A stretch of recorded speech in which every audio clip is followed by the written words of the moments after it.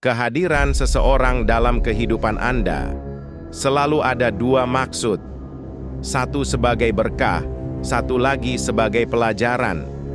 Dalam menjalani kehidupan setiap harinya, maka kita akan berhadapan dengan kenyataan bahwa sebagian waktu kita manfaatkan untuk mencari rezeki, mencari uang, dan memanfaatkan uang. Jika ternyata kita salah saja dalam strategi mengelola kemakmuran, maka seumur hidup kita bisa menjadi budak uang, slave of money. Padahal, untuk mendapatkan uang semua orang tahu. Hanya ada 3 cara membuat uang. Tentu ini di luar mendapat warisan terlahir dari keluarga kaya, menikah dengan orang kaya, menang lotre. Pasti di luar hal-hal yang given seperti ini. Kita lebih memfokuskan berbicara yang man-made, yang seperti seharusnya dan biasanya terjadi, yang umum-umum saja kita bicaranya. Mendapatkan uang hanya dari bekerja pada orang lain, berbisnis dan berinvestasi. Hanya itu 3 jalan utama. Bekerja adalah menukar waktu Anda, ilmu Anda, keterampilan Anda dengan uang yang diberikan oleh perusahaan atau pemilik usaha.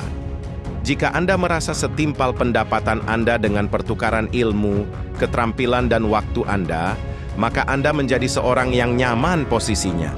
Walaupun Anda tahu suatu saat Anda tua, suatu saat fresh legs masuk, suatu saat Anda menjadi liabilities atau beban bagi perusahaan, dan suatu saat mereka bisa saja mengatakan, "Terima kasih atas jasa yang Anda berikan."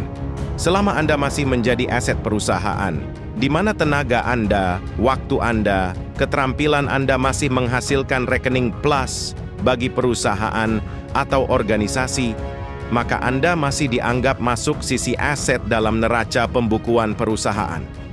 Inilah diskusi ringan di saat saya berjumpa sahabat lama saya. Kami tidak saling jumpa cukup lama, 3 tahun terakhir kami tak ada kabar. Hingga minggu lalu saya mendapat telepon dari nomor yang tidak tercatat namanya dalam list telepon saya. Itu kebiasaan dia memanggil nama saya dengan nama depan wow, yang di-wok-kan. Apa kabar anak gue? Itu adalah kalimat dia jika menanyakan sesuatu tentang anak tertua saya, Mbak Aska. Baik. Sangat baik. Saya jawab dengan cepat. Apa kabar Nan? Saya bertanya balik kabarnya dan dia bukannya membalas malah tetap bertanya, anak gue di mana, kuliah di mana? Dia mengatakan anak gue. Karena memang anak saya pertama dia yang memberi nama. Sahabat saya ini memiliki keunikan, yaitu dia hafal Al-Quran, hafal sampai ke indeks-indeksnya. Jadi kalau kita tanya, Nan, ayat Al-Quran yang menyatakan tentang berhaji ada di surat apa saja dan ayat apa saja. Nah, dia dengan sekejap bisa jawab, di ayat ini, di surah ini. Sangat luar biasa, biasanya kalau orang hafal Quran hanya hafalan ayat, namun dia beda sampai ke indeks-indeksnya hafal. Jadi sewaktu 22 tahun yang lalu saya menanyakan sebuah nama untuk nama anak saya, dia bertanya kepada saya, "Kamu mau apa nama anaknya?" Saya bilang karena nama adalah doa, setiap saya panggil nama anak harus memiliki arti, dan saya ingin yang ada hubungan dengan harta, kemakmuran. Jadi setiap memanggil nama anak saya mendoakan kemakmuran. Dia langsung berkata, harta itu mal. Dan kalau kita mau suci hartanya, maka kita melakukan zakat mal. Maka kalau kita berharta, maka namanya malia, berarti harta. Dan karena kamu harus suci, maka orang yang berzakat itu mensucikan diri. Perilaku mereka adalah zakiyah, agar mereka termasuk orang yang tersuci. Tersuci adalah azka. Jadi nama baik buat anak itu nanti, yang jadi anak gue karena gue ikut kasih nama. Indeksnya ada di ayat ini, dia pun mengurai semua ayat yang ada kata zakat dan mal. Sehingga nama Azka Malia adalah nama yang diberikan olehnya kepada putri saya tertua itu. Karena itu ketika dia mengatakan, apa kabar anak gue? Dia merefer Mbak Azka pastinya. Sudah lulus kuliah D3 dia sekarang, mau lanjut S1. Saya menjawab pertanyaannya. Nggak mungkin Wok, Amir aja masih tingkat 3. Amir adalah putra sulungnya. Amir lebih tua 2 tahun dari Aska. Ah, nggak mungkin. Dia tidak percaya informasi itu. Yang dilanjutkan, Aska lompat kelas ya, Wok. Tapi mungkin juga sih. Amir 2 kali nggak naik kelas karena kesibukan ekstrakurikuler. Jadi mungkin juga ya, wah, sudah tua kita ya. Kalimat itu membuat pecah tawa kami berdua. Dan perteleponan inilah yang membuat janji bertemu yang kurang dari 10 menit. Setelah telepon kami pun duduk satu meja makan siang karena posisinya dengan kantor saya hanya 300 meter. Dia makan siang di bilangan Senopati dan teringat saya. Jadi kita menyempatkan menyambung tali silaturahmi siang itu. Kami bertemu menjadi bertiga, satu lagi adalah sahabat kami profesional keturunan China yang malang melintang sebagai Managing Director Sinar Mas Group. Di bawahnya ada lebih 30 CEO. Mulai dari kelapa sawit, properti, dan banyak lagi adalah unit usahanya. Kami bersahabat lama, sejak zaman PT Smartindo produsen snack Ciki. Taruh di tahun 1997, kami sudah menjadi skon dan mitra bisnis bersama. Saya juga lama tak bertemu dengannya, dan diskusi makan siang kali ini adalah mendiskusikan pertumbuhan negatif 2015 di semua lini bisnis. Di mana saya, sahabat saya, dan profesional Sinar Mas Group ini mengalami hal yang sama. Pastinya saya yang paling berat karena basis bisnis saya, properti dan oil and gas. Bisnis oil and gas turun sangat ekstrim. Kalau dunia pertambangan mineral dan batu bara turunnya landai 5 tahun terakhir, kalau oil and gas curam. Hanya dalam 2 tahun, harga pasaran turun dari $100 ke $40 per barel. Catan saat ini $30, turun 60%. Tidak tutup perusahaan kami itu sudah hebat. Bisa bayar hutang adalah sebuah kemewahan. Direksi, komisaris gaji ditunda adalah bagian dari keharusan demi organisasi dengan 1.000 karyawan tetap berdiri.